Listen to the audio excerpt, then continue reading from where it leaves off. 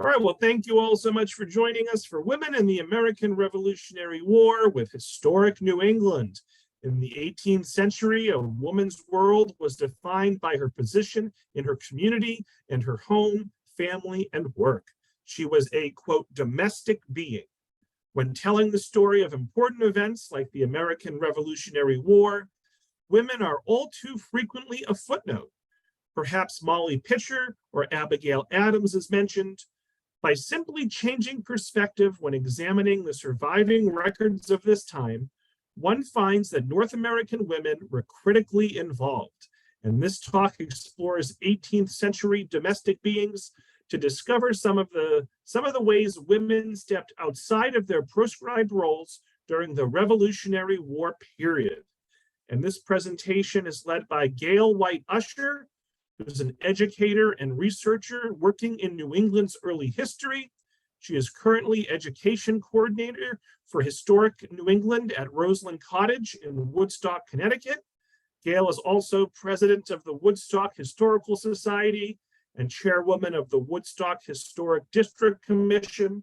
I apologize, Gail, if any of that is dated. I think I used that for you maybe the last couple times you've presented. I know it's been a little while. So I again want to thank the Friends of the Tewksbury Library for sponsoring, and all 75 plus of us who are here, and the many more that will watch the recording. Let's give a big virtual round of applause to Gail for joining us here. And Gail, you can take it away. Thanks so much. Thank you, Robert. Thank you, Tewksbury Library. And it's virtually wonderful to have all of you here joining me for this presentation.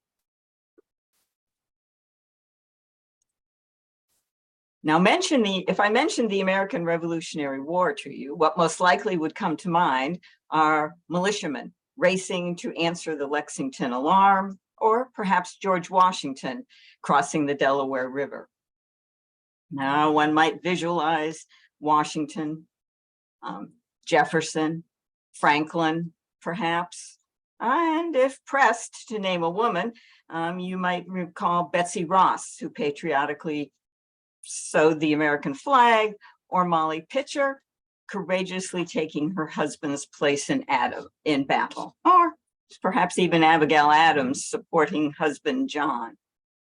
Now, these last three are singular exceptions to the male-dominated cast of heroic figures that have populated this historic period for nearly 250 years. These are those images, the images of these men, we've known since our early school years. Now, in the 18th century, a woman's world was determined by her husband's position in the community, in her home, her family, and her work. As introduced, she was a domestic being. But if we change our perspective in looking at the record of events of the Revolutionary War period, well, we remove women from the romantic footnote that they have been into individuals who were critically involved in the war. War touched nearly everyone living in Eastern America in one way or another. Life changed whether one was a patriot or neutral, English, indigenous, free, African American, or enslaved, male or female. In 1771, Abigail Adams wrote in a letter to her husband, "Women you know, sir, are considered as domestic beings." And this characterization has stuck with women in this period. It was reinforced by popular prints of the period. This is one of many that depict women of that time as demure, unruffled, and seemingly content in their work. But the reality, in the best of times, was quite different.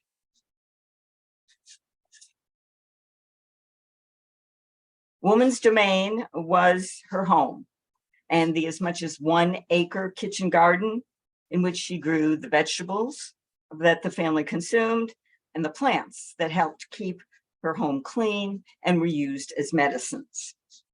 The center of the home was the kitchen and the large cooking fireplace. Women were responsible for the food preparation and the majority of the food preservation. They were in charge of the dairy, and that included milking the cows and making cheese and butter. They tended the chickens and other fowl.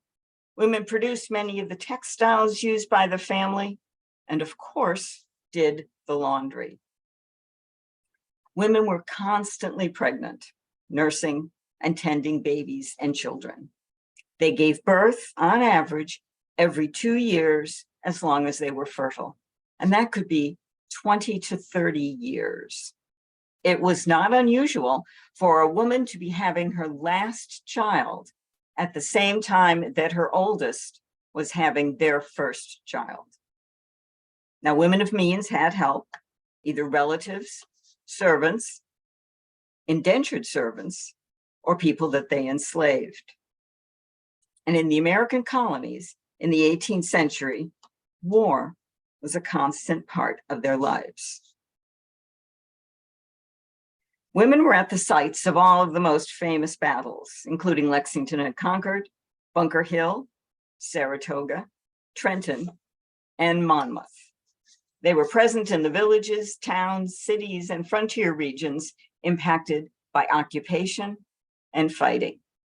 They felt the effects of war as wives and widows, mothers, sisters, and daughters. Now, this was whether they were among the elite or that they lived in the most impoverished conditions. In spite of all that they did in their homes on a daily basis, women participated in the Revolutionary War in every level of society. So let's take a look at a few of these remarkable women. The Daughters of Liberty were the first formal female association that was formed in 1776 to protest the Stamp Act and later the Townshend Acts. It became a general term that was used for women who identified themselves as fighting for liberty during the American Revolution. They promoted and organized boycotts of goods, including tea and fabrics, and non-importation movements. They used their purchasing power for political action. Since the men from a party, on fear of a frown, are kept by a sugar plum quietly down, supinely asleep, deprived of their right, are stripped of their freedom, and robbed of their rights. Let the Daughters of Liberty nobly rise, and though we've no voice but a negative here, the use of the taxables let us forbear. Then the merchants import till your stores are all full. May the buyers be few and your traffic be dull. And that was an anonymous poem that was published by a Daughter of Liberty in the Pennsylvania Gazette in 1768. The movement spread through the colonies. Sam Adams once said, "With ladies on our side, we can make every Tory tremble." Now, Sarah Bradley Fulton was one of those Massachusetts Daughters of Liberty, and she assisted in the planning of the Boston Tea Party. She's credited with disguising the Sons of Liberty as Native Americans. And after the protest, the men returned to her home where, it said, she helped remove face paint and hid the disguises from the British authorities. When war began in 1775 at Lexington and Concord, Fulton quickly joined the cause. At the Battle of Bunker Hill, she gathered women from the town and began to nurse the wounded. She aided in establishing a makeshift hospital, giving out bandages and medicine. And the following year, her husband was asked to send an urgent message to George Washington. Sarah took the message herself and successfully passed through enemy lines to the Charleston waterfront, where Washington and his men were stationed. Penelope Barker who had 8 children, was thrice widowed. Her first husband left her one of the richest women in North Carolina. In 1761, her third husband went to England on colony business and remained there for 17 years. Now, while he was absent, she organized the now famous Edenton Tea Party in North Carolina in 1774. This was the first recorded women's political demonstration in the colonies, and it was formed as a show of support for opposition to the Tea Act of 1773. The action produced a document, the Edenton Resolve, that announced and supported a boycott of British tea and cloth. The document was sent to England, where it was published in newspapers, angering many. The provincial duties of North Carolina having resolved not to drink any more tea, nor wear any more British cloth, many ladies of this province have determined to give memorable proof of their patriotism and have accordingly entered into the following honorable and spirited association. We cannot be indifferent on any occasion that appears nearly to affect the peace and happiness of our country. And it is a duty which we owe, not only to our near and dear connections, but to ourselves. And we do therefore accordingly subscribe this paper as a witness of our fixed intention and solemn determination to do so. Now, the ladies were satirized in a variety of political cartoons, this one being the most famous.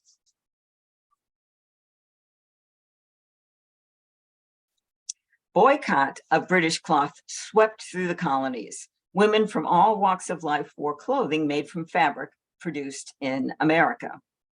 Spinning bees became popular social events and political statements.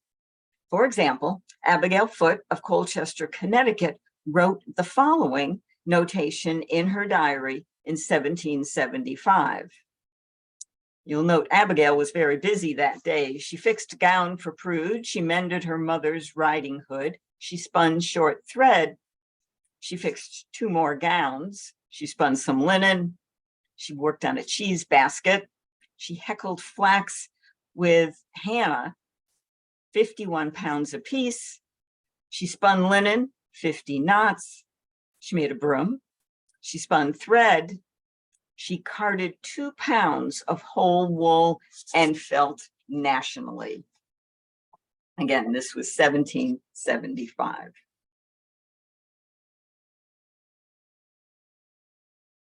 Esther DeBert Reed of Philadelphia had 6 children. She was the wife of Joseph Reed, who was Washington's secretary and one of his aides de camp. She launched the creation of the Ladies' Association of Philadelphia in 1780, when she wrote The Sentiments of an American Woman. Who amongst us will not renounce with the highest pleasure those vain ornaments, when she shall consider that the valiant defenders of America will be able to draw some advantage from the money?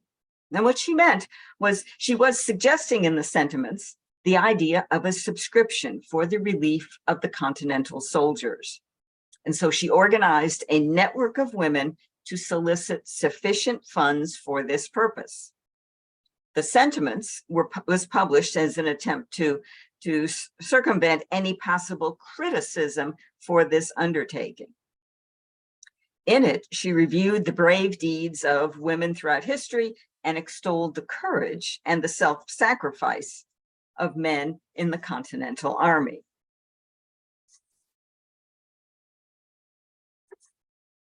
From one line, on the commencement of actual war, the women of America manifested a firm resolution to contribute as much as could depend on them to the deliverance of their country. Now, in just a few short days, Esther and her network of women managed to raise today's equivalent of $300,000. The intent was to give this money to the Continental soldiers so that they could purchase better food. Unfortunately, Esther passed away shortly after these funds were raised, but leadership of the association passed to Sarah Franklin Bache. Sarah Franklin Bache had 8 children. She also was the daughter of Ben Franklin. So she assumes leadership in 1780. And she continued the work of Esther and all the other women in attempting to provide this money to the soldiers for their food. But Washington disagreed with the ultimate use of the funds. He feared that the soldiers would spend it on drink instead of on food. After prolonged and, as described, heated negotiations, Sarah and the Ladies Association eventually agreed to use the money to purchase linen to make shirts for the soldiers. Now, ultimately, this group sewed 2,200 shirts for the American soldiers, and each woman embroidered her name on the shirt that she made. Perhaps one of the best known of women at this time is Mercy Otis Warren. She had 5 children. She was a prolific writer. She was, in fact, America's first recognized playwright and a vigorous propagandist, publishing political satires and pamphlets in local Massachusetts newspapers. She was described as having an acerbic wit and was known as the conscience of the American Revolution. She was the wife of Patriot James Warren and the sister of Patriot James Otis. The first play she published, The Adulator, in 1772, was directed against Governor Thomas Hutchinson of Massachusetts and predicted the American Revolutionary War. Now, her plays were not meant to be performed. They were, as I said, published in newspapers, so they were meant to be read. She wrote voluminously. She advised and influenced the men who founded this country, including Washington, Hancock, Patrick Henry, and John Adams. And it may have been she who first suggested the creation of a network of committees of correspondence to link the top Patriot leaders with their counterparts in every town in Massachusetts. And that's a practice that eventually went beyond to include all 13 colonies. Her home in Boston was a Patriot meeting place, and she actively participated in the discussions and planning that took place there. In 1774, she wrote to her friend Hannah Winthrop, "Be it known unto Britain, even American daughters are politicians and patriots, and will aid the good work with their female efforts."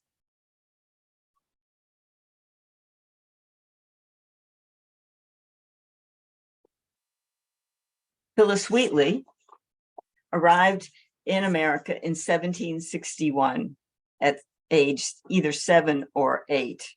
She was brought here from, it's believed, from Senegal. She arrived in Boston and was enslaved by John Wheatley and became a servant in his household. Within just a year and a half of her arrival, she was fluent in English. She wrote her first verse of poetry at the age of 13. She was regarded as a prodigy and somewhat of a novelty. Her poems were published in Massachusetts newspapers, and she achieved international fame.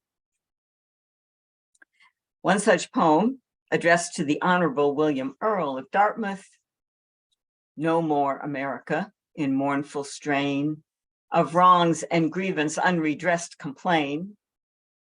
No longer shalt thou dread the iron chain, which wanton tyranny with lawless hand had made, and with it meant to enslave the land." Even George Washington appreciated her poetry, and she did, in fact, write a poem that was specifically addressed to him.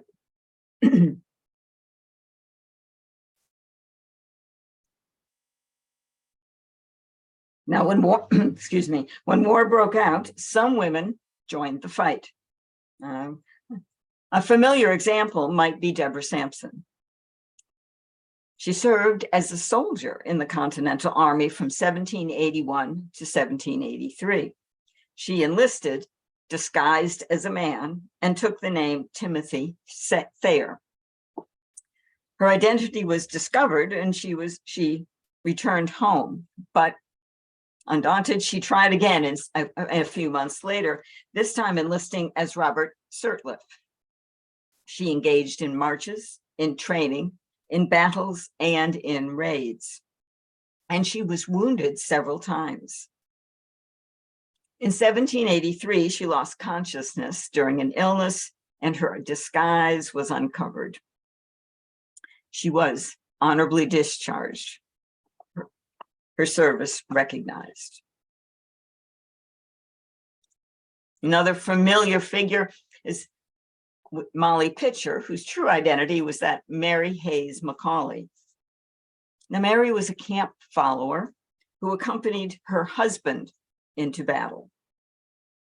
She officially enlisted in 1778, and went along with him were in the artillery. Including in her duties were cooking, laundry, providing nursing care, and she carried water to the troops. She's most known for participation in the Battle of Monmouth, New Jersey. Her husband collapsed because of the extreme heat at that time, and she was close enough by that she took up the ramrod for the cannon and took her place there, cleaning and assisting in loading the cannon. Washington acknowledged her, and she too received a pension after the war.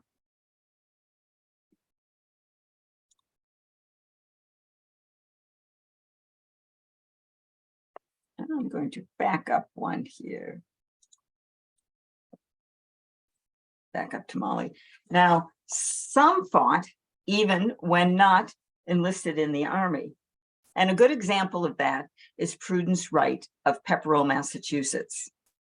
Prudence, by the way, had 11 children. Prudence organized a female militia, and they called themselves the Minute Women, and they organized after Lexington and Concord in 1775. They dressed as men, dressed in men's clothing. And in one encounter with the British, they armed themselves, a group of 30 to 40 women armed themselves with pitchforks and muskets to defend Pepperell against advancing British soldiers. The encounter took place at the bridge leading into Pepperell, and they successfully repelled the British soldiers. They also ambushed and captured a British spy.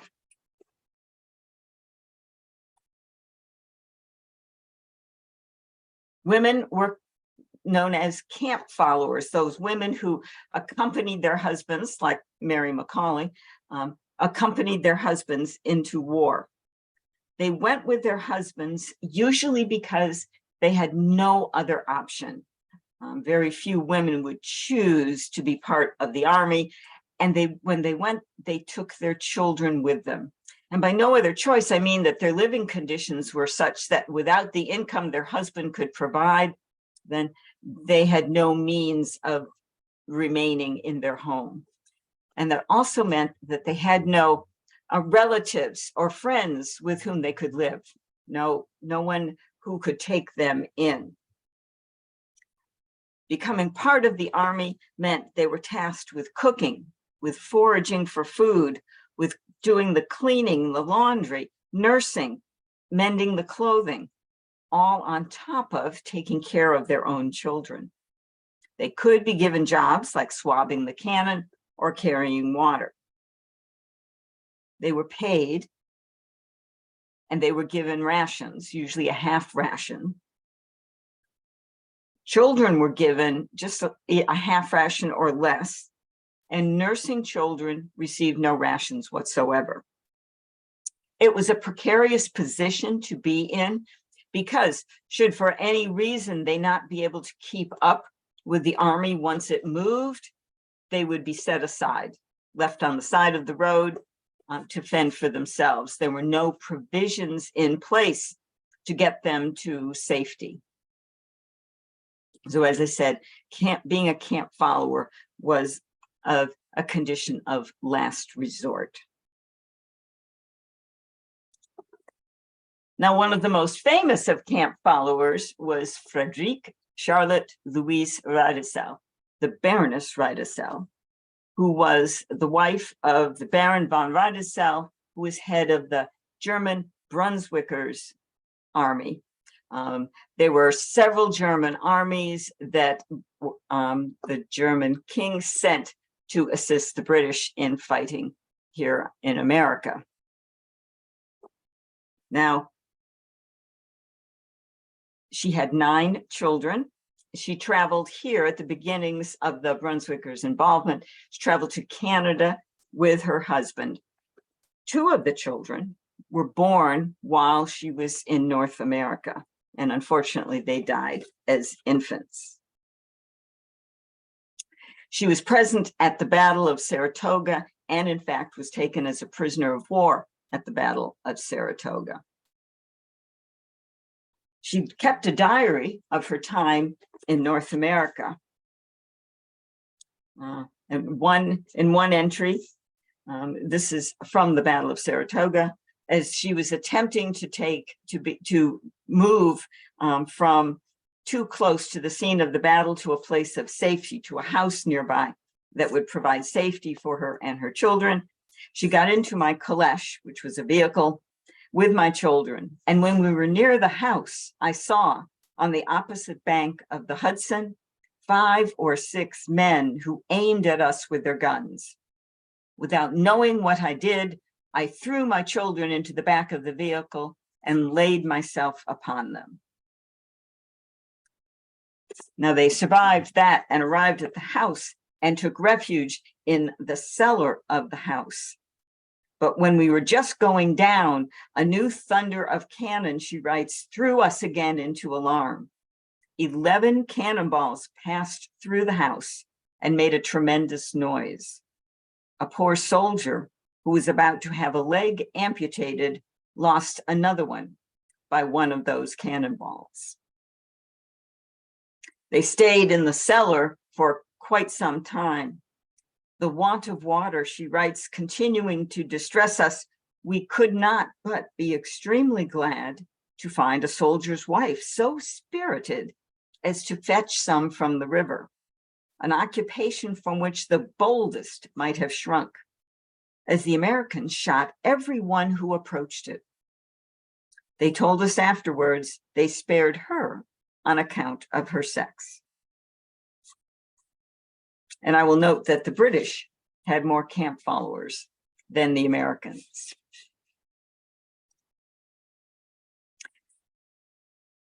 Now, women in particular made excellent spies, but in the colonies, everyone had eyes and ears to hear and see.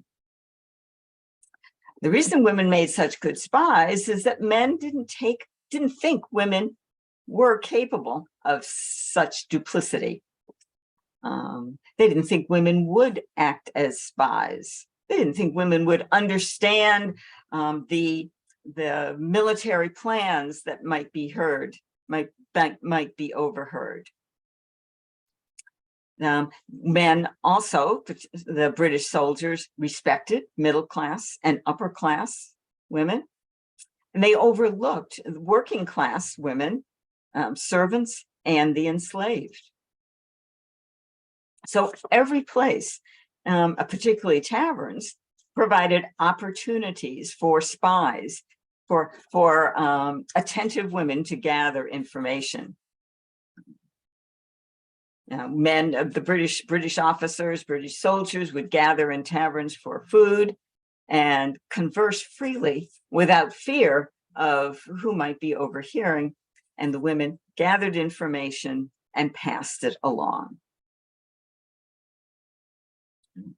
Now, there were some known spies. One female undercover spy, known as Agent 355, was part of the very famous and successful Culpeper spy ring that operated around New York City and Long Island.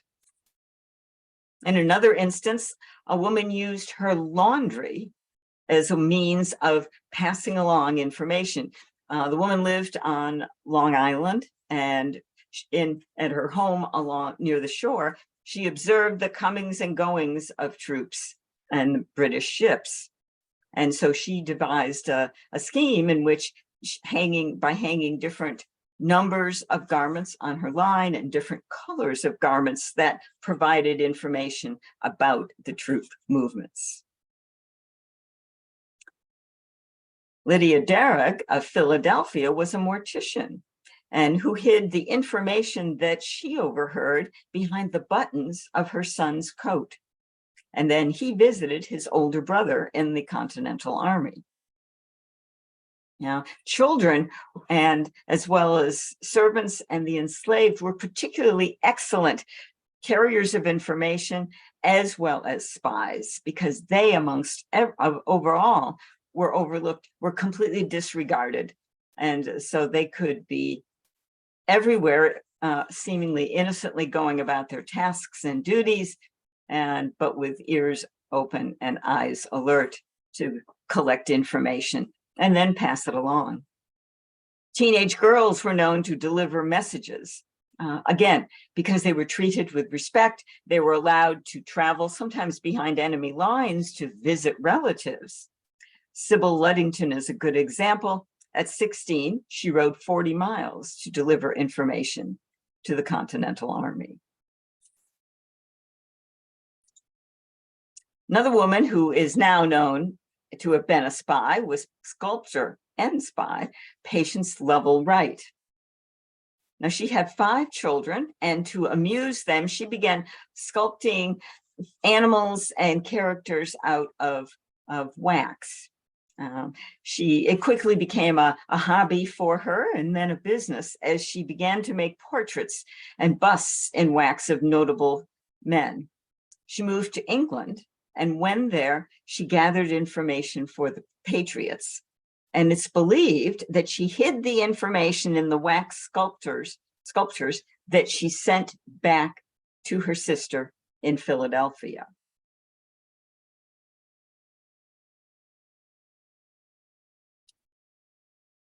Now, the Revolutionary War had the potential to impact nearly every woman in the colonies in one way or another.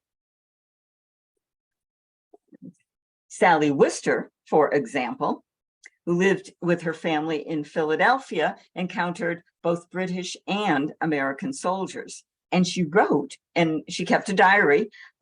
She and her family, as the British Army approached Philadelphia, she and her family fled to the countryside. And they were there for 9 months. And while there, she kept a diary of everyday occurrences and recorded some of her encounters. On one instance, about 7 o'clock, we heard a great noise. To the door we all went. A large number of wagons with about 300 of the Philadelphia militia. They begged for drink, and several pushed into the house. One of those that entered was a little tipsy and had a mind to be saucy. I then thought it time for me to retreat. So figure me, mightily scared, as not having presence of mind enough to face so many of the military, running in at one door and out another, all in a shake with fear. But after a while, seeing the officers appear gentlemanly and the soldiers civil, I called reason to my aid.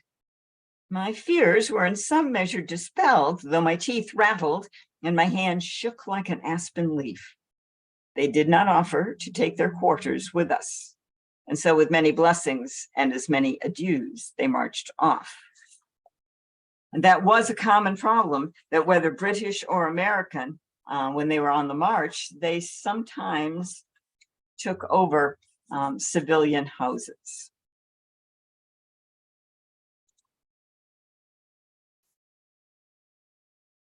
Now, husbands and sons went to war. Mary Fish, Silliman of Stonington, Connecticut, describes her emotions as she realizes that her husband and son are going to participate in the war. This minute, Jimmy comes in from school and says, Mr. Elliot says the fleet are sailed from Boston to New York. Oh, my trembling hand. What can I say? What can I do but commit my dearest husband and dear son to the care of that God? Goodbye, my dear one. Pray God protect you and restore you to my longing arms.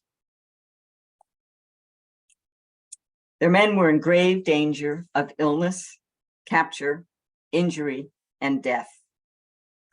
They were absent from homes and businesses for months. Many never returned, and women had to fill the void that they left. Women frequently took over their husbands' businesses or ran the farm to continue to provide for their families. And many of these women were already working in partnership with their husbands in these businesses. One good example is Catherine Goddard of Baltimore. She and her husband ran a printing business. She published the first copy of the Declaration of Independence.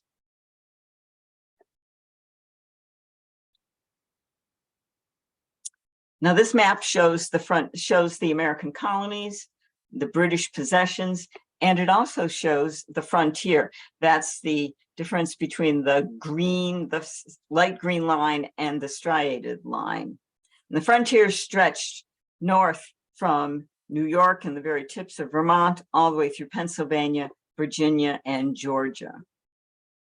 The frontier was located really only 300 miles west of Philadelphia. And life on the frontier was uncertain, hard, and dangerous. The war brought the increased threat of Indian attack by the tribes who allied themselves with the British. Now, they conducted raids up and down the frontier with British and Loyalist troops. Nancy Hart lived with her husband on the Georgia frontier. While her husband served in the American Army, Nancy disguised herself as a simple-minded man and wandered into the Loyalist camps and the British garrisons, gathering information to pass on to her husband. She aided escaping patriots who came to her house. And on one occasion, captured a Tory spy. And on another, 5 or 6 Loyalist soldiers who invaded her home. She killed one, wounded another, and held the other 3 at gunpoint until her husband and reinforcements could arrive. Lord Cornwallis, or one of his aides, once remarked, "We may destroy all the men in America, and we shall still have all we can do to defeat the women."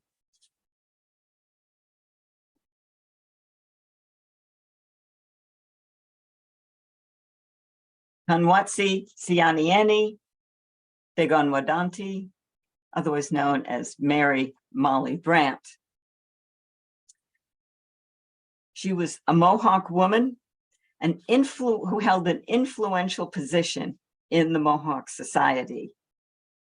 She was wife of Sir William Johnson, who was superintendent of Indian affairs for the British. And in the run-up to the Revolutionary War, she urged the Haudenosaunee, especially the Mohawk, to ally with the British.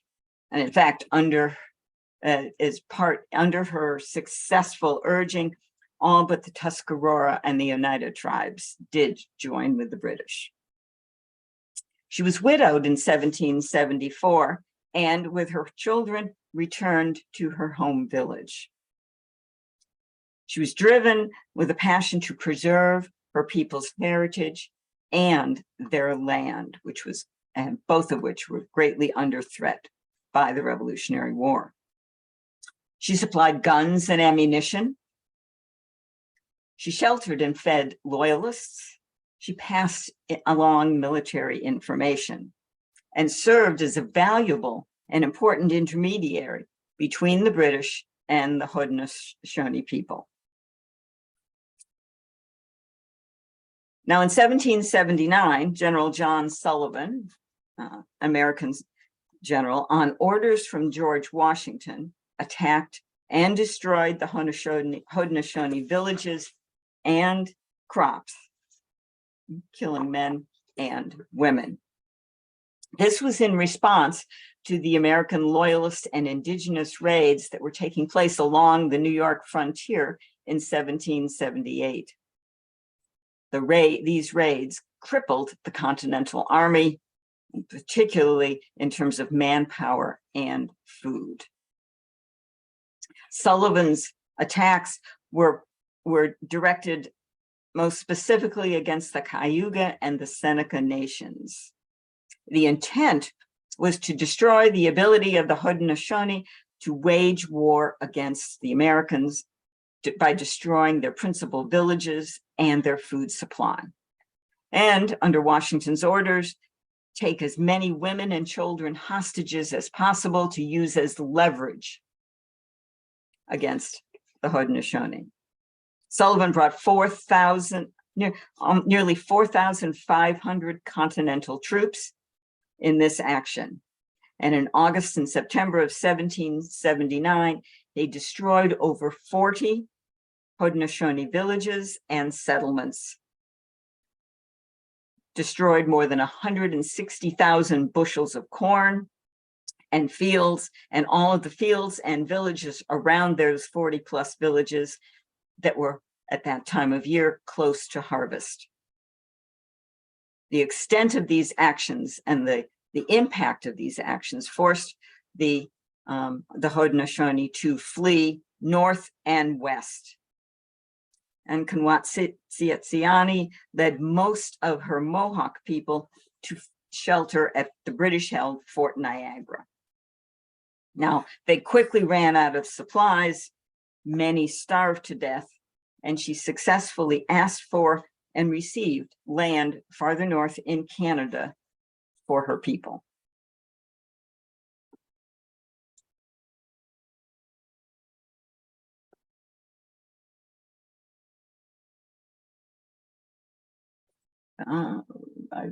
Hold on just a minute. Oops. Sorry about that. I have a slide missing. So we'll talk now about the lives of loyalists in the colonies was difficult and dangerous. At the very least, their patriot neighbors shunned them. Shop owners refused to sell to them. They might be forced from their homes, their property seized. They were threatened with tarring and feathering, hanging. Many fled to Canada or England, and often wives and children were left behind while the husbands fled to safety. In some cases, just the wives were left to try and hold on to the property. Grace Grodin Galloway of Philadelphia is one such example. She was from a wealthy family, and her husband became one of the most powerful politicians in Pennsylvania, and they were loyalists. Her husband fled with their daughter to England, and he left Grace behind to handle their estate in his absence.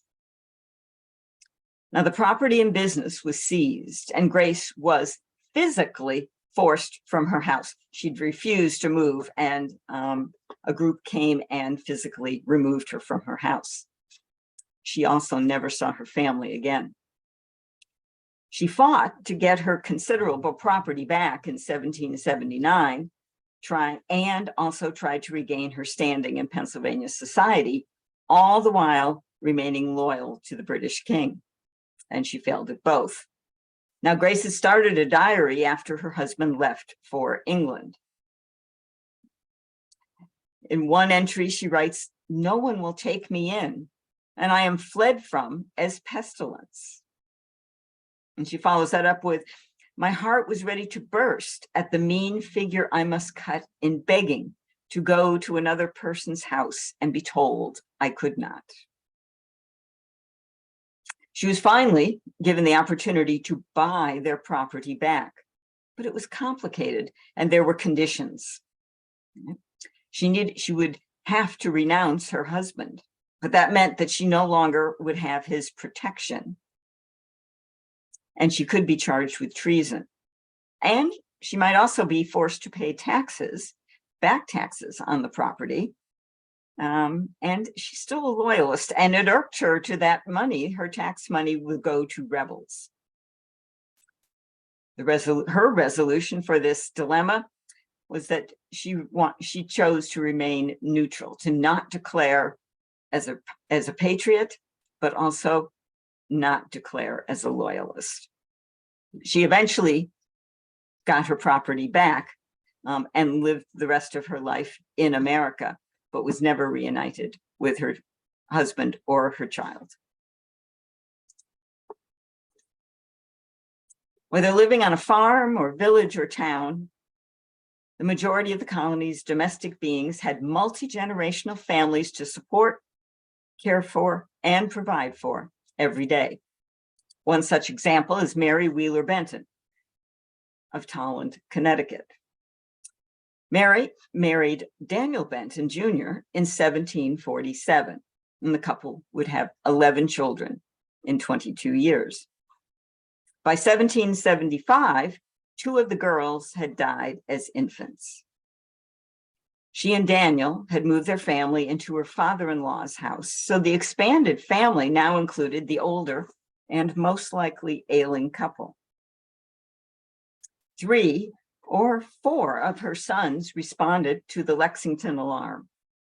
Elijah, aged 26, Daniel III, 23, Azariah, 21, and perhaps Jacob, who was just 15. All returned safely to Tolland. However, by September of 1775, daughter Hannah, age 17, died. And just 4 days later, 5-year-old Jerusha died as well. And the 3 older boys had enlisted in the Continental Army. Elijah and Azariah participated in the Battle of Long Island and were captured. This took place in August of 1776. And they were imprisoned in the sugar warehouses of New York City that were being used as British prisons. After a short period of time, they were moved to prison hulks, deteriorating ships that were anchored in Boston Harbor.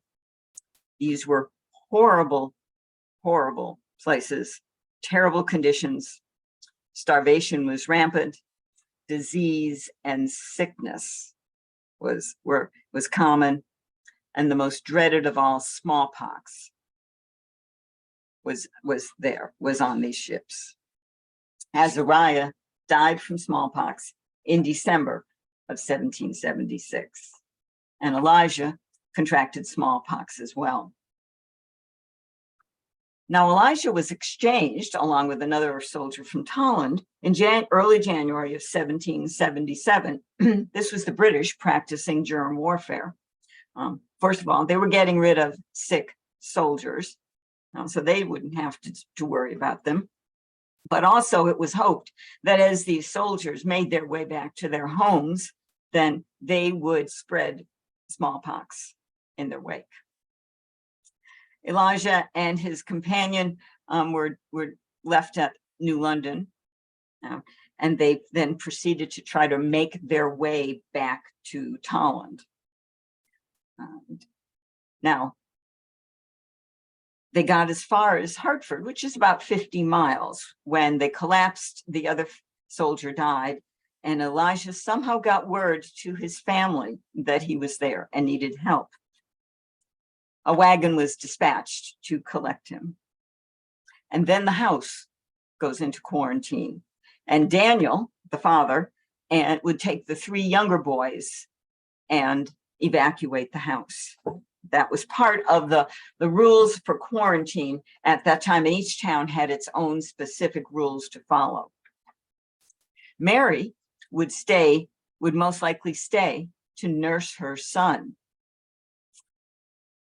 As a farmer's wife, we learned she is also responsible for the dairying. She'd milk the cows. And more than likely, during her work on the farm, she had contracted cowpox. Cowpox is a variant of smallpox, but not fatal to humans. It does, however, give humans immunity to the more virulent smallpox. So in all likelihood, Mary Benton is immune to smallpox and therefore able to care for the ailing Elijah. He's brought back to the home and she takes care of him. And no doubt, despite best efforts, though, he is just too ill and he dies on January 27th of 1777. Now, again, because of the rules of the town regarding smallpox, his body could not be taken through the town to the town cemetery to be buried. He had to instead be buried on the family's property. No doubt the body is wrapped in the bedding that he'd been sleeping in.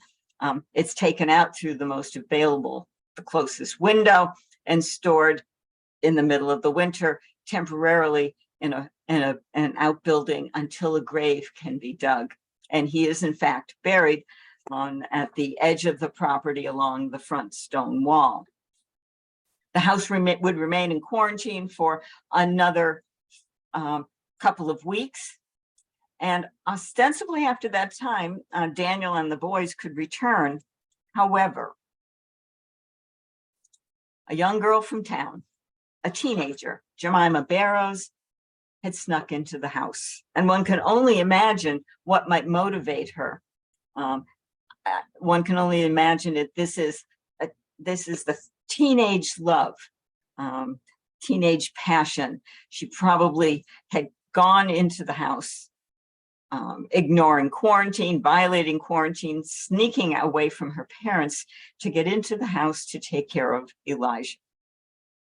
Once inside, she also is in quarantine, and she must remain there for a period of 2 to 3 weeks until she either successfully proves she has not been infected with smallpox, she gets smallpox and survives, or she doesn't. And unfortunately, she dies of smallpox on February 28th, 1777, and is also buried on the grounds of the Benton house, a bit away from Elijah's grave, but still honored there in the house lot.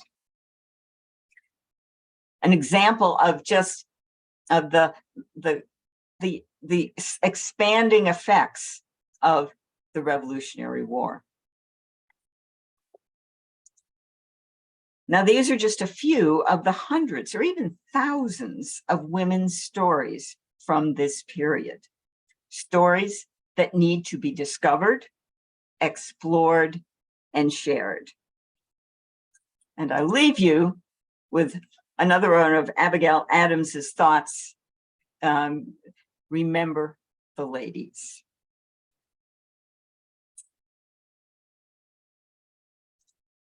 Thank you very much. Oh, I stepped on your thank you, Gail. I'm sorry. So folks, let's give Gail a big virtual round of applause for a wonderful educational, informational presentation. I learned quite a bit in the last hour or so. So if anyone has any kind words or any comments or any questions, you can get them into the Q&A or into the chat now. And yeah, let's take about 10 minutes. Francis says, thank you. This was very educational. An anonymous attendee asks, do any of the 2,000 shirts that were made for the soldiers still exist? That's an excellent question, and I don't know, but I'm going to, right after we finish this, I'm going to go see if I can find out now. Robert has a few comments. Robert says, Anna Lane was another female soldier who fought in battle, receiving a post-war pension from Pennsylvania.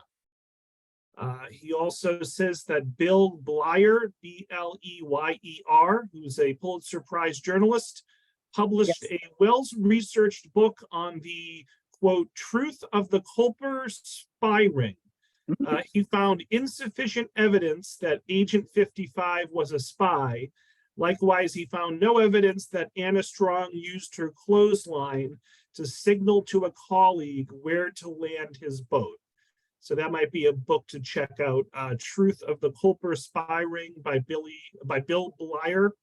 And then finally, he it says, FYI, Sybil Lungington, AKA the female Paul Revere, is commemorated on a US postage stamp for alerting the militia during the British invasion of Danbury, Connecticut. Got all that, Gail? I got all that. All right, Robert, thank you for sharing that info. Susan says, thank you. I didn't realize there were so many women engaged in so many brave acts. Let's see. These, I will say, these are just it's just the tip of the iceberg of the stories. I think every town has its stories, specifically of women in its communities who stepped up and acted courageously and importantly during the Revolutionary War period. And my focus was more on the American women than British women. So on both sides, you had women whose lives, whose work made a difference. Jody says, I hope that you write a book about all these ladies. Thank you for the great stories. Mary says, fantastic presentation, much unknown information. We'll share with other women. Diane says, thank you, interesting. I volunteer helping with some American history, so this gave me more information. Frank says, bravo, great presentation, thank you. Judy says, this was a great presentation about a lot of brave women. An attendee writes, I read something about 2 months ago that said there is evidence from Anna Strong, for Anna Strong, and she thinks she read that in the Long Island's Newsday. Barbara says, any suggestions on researching women in a specific town? This was very interesting, thank you. So generally speaking, Gail, any suggestions on researching a woman from a particular town? I would suggest the first thing to do would be to contact your local historical society and also your state historical society or organization, and see if there has already been some research done, already information, but then look through any records that are held by those historical societies that might be potentially diary accounts, for example. A lot of this information is coming out of diaries that have been buried in archives that weren't part of research 25 years ago, and that authors like Cokie Roberts and Carol Birkin, who both wrote excellent books on women in the American Revolution, have spurred a new round of investigation into the lives of America's women during the Revolutionary War. So start with what information is there in your local historical societies, and as said, and also in the state archives. Beatrice says, thank you so much. Incredible history of women and in general. I never thought so much of us. American history done as her story, HERSTORY. Thank you. And she says she will forever be searching for opportunities to learn more. All right, let me jump back to the Q&A box here. An anonymous attendee asks, what was Deborah Sampson's motivation for joining the Army? Was it patriotism or was it a need for money? From what I've read at this point, it appeared to be patriotism. She was a young woman. She wasn't married. And I think indications are that it was patriotism. Anonymous attendee asks, any information about how women dealt with so many pregnancies? That's a whole other program. But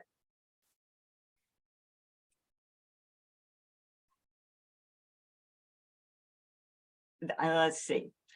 In terms of the physical toll on them, each pregnancy, they were increased their hazard, increased their risk. They had help. They had sisters, they had mothers, they had cousins who would come and attend them at the births of their children, and stay for a period of time to help with the infant and help with the other children. And as a woman's family grew, especially if she had daughters, those older girls are helping their mother, taking care of the younger siblings while their mother is dealing with newborns. But it is, when you read about the conditions, the living conditions at the time, that is, no electricity, no running water, heat only from fireplaces, and you think about everything that's involved with dealing with a newborn, and how much we now in the modern world rely on modern devices to make our care of that newborn successful, then I think I am certainly in awe of all the women who have gone before, who with all of their pregnancies in a time before we had our modern conveniences. Yeah, Robert asks, do you know what information Prudence Right sent to her sister in Philadelphia? No, I don't. I have not seen, there is a good book on Prudence Right, but I have not seen any examples of what exactly that information was that she was getting from England. Right, Gail, I think we've run through all the questions and comments. Judith adds that many women died in childbirth or soon thereafter. So yes, right, absolutely, they did, and it could be the first child, or it could be your 10th child.